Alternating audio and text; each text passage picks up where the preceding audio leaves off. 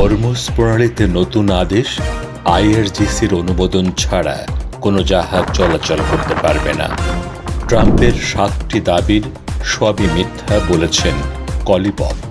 Iran এ অঞ্চলে দীর্ঘস্থায়ী শান্তি, স্থিতিশীলতা ও ভ্রাতৃত্বপূর্ণ সম্পর্ক প্রতিষ্ঠা করতে চায় পেজেশকিয়ান। বুধবারের মধ্যে চুক্তি না করলে ইরানে আবার হামলা শুরু, ট্রাম্পের হুঁশিয়ারি। এবারে বিস্তারিত। ইসলামী বিপ্লবী গার্ড বাহিনী বা আইআরজিসির নৌবাহিনী হরমুজ প্রণালীতে নতুন একটি নিয়ম চালু করেছে। এখন থেকে এই গুরুত্বপূর্ণ সামুদ্রিক পথ দিয়ে যে কোনো জাহাজ চলাচলের জন্য আইআরজিসি নৌবাহিনীর স্পষ্ট অনুমতি নিতে হবে। আইআরজিসির নৌবাহিনীর কমান্ডার গতরাতে এক বিবৃতিতে জানিয়েছেন, সব বাণিজ্যিক জাহাজ শুধুমাত্র ইরান নির্ধারিত রুট দিয়েই যাতায়াত করতে পারবে। সামরিক জাহাজের চলাচল সম্পূর্ণ নিষিদ্ধ করা হয়েছে। বিবৃতিতে আরও বলা হয়েছে, এই যাতায়াত চলমান ইরান মার্কিন যুদ্ধবিরতি চুক্তির অধীনে এবং বৃহস্পতিবার শেষ রাতে লেবাননে যুদ্ধবিরতি কার্যকরের পর থেকে পরিচালিত হচ্ছে। ইরানের বিরুদ্ধে আমেরিকা ও ইসরায়েলের 40 দিনের আগ্রাসী যুদ্ধের পর এই নতুন পদক্ষেপগুলো জলপথের ওপর ইরানের দৃঢ় নিয়ন্ত্রণকে ইঙ্গিত দেয়।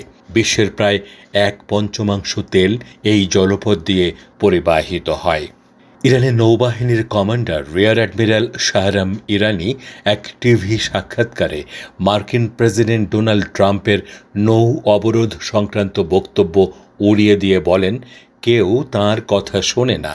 তিনি বলেন, ট্রাম্প তার বন্ধুদের ওপর নৌ অবরোধ আরোপ করেছেন, ইরানের ওপর নয়। তিনি একে ডাকাতি ও জলদস্যুতা বলে অভিহিত করেন। রিয়ার অ্যাডমিরাল ইরানি বলেন, আজ পর্যন্ত আমরা মার্কিন ও ইসরায়েলি বিমানবাহী রণতরী এবং মেরিন বাহিনীকে ওমান সাগরে প্রবেশ করতে দেইনি। এর আগে লেবাননে যুদ্ধবিরতি কার্যকরের পর ইরানের পররাষ্ট্রমন্ত্রী আব্বাস আরাকচি বাণিজ্যিক জাহাজের জন্য হরমুজ প্রণালী পুনরায় খুলে দেওয়ার ঘোষণা দেন।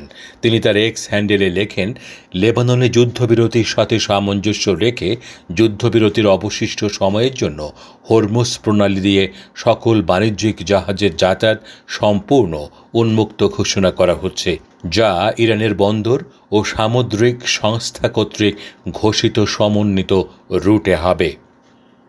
ইসলামী প্রজাতন্ত্র ইরানের সংসদ স্পিকার মোহাম্মদ বাকের কলিবফ বলেছেন, মার্কিন যুক্তরাষ্ট্রের প্রেসিডেন্ট 1 ঘন্টার মধ্যে 7টি দাবি করেছেন, যা সবগুলোই মিথ্যা। এই মিথ্যাচারের মাধ্যমে তারা যুদ্ধে জয়ী হতে পারেনি এবং নিশ্চিতভাবেই আলোচনাতেও কোনো ফল পাবে না।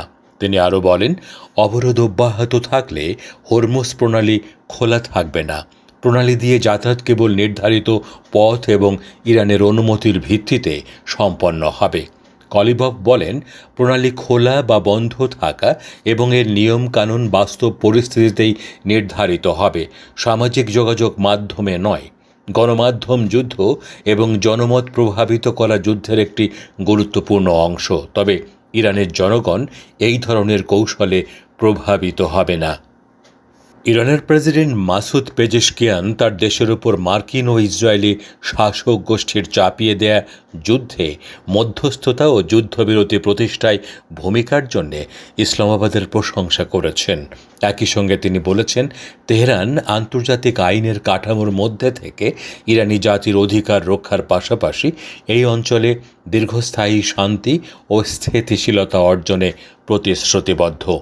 তেহরানে পাকিস্তানের সেনাপ্রধান ফিল্ড মার্শাল আসিম মুনিরের সঙ্গে এক বৈঠকে প্রেসিডেন্ট পেজেশকিয়ান মধ্যস্থতা প্রক্রিয়ায় এবং যুদ্ধবিরতি প্রতিষ্ঠায় সহায়তা করার ক্ষেত্রে এই কমান্ডারের ও পাকিস্তানের প্রধানমন্ত্রী শাহবাজ শরীফের কার্যকর ভূমিকার প্রশংসা করেন এবং যুক্তরাষ্ট্রের সঙ্গে ইসলামাবাদ আলোচনা চলাকালীন ইরানি প্রতিনিধি দলকে যথাযথ আতিথেয়তা প্রদানেরও প্রশংসা করেন। আপনারা বিশেষ সংবাদ শুনছেন। ইরানের সঙ্গে যুদ্ধবন্ধে আগামী বুধবারের মধ্যে দীর্ঘমেয়াদী কোনো চুক্তি না হলে যুদ্ধবিরতি শেষ করার ঘোষণা দিয়েছেন যুক্তরাষ্ট্রের প্রেসিডেন্ট ডোনাল্ড ট্রাম্প।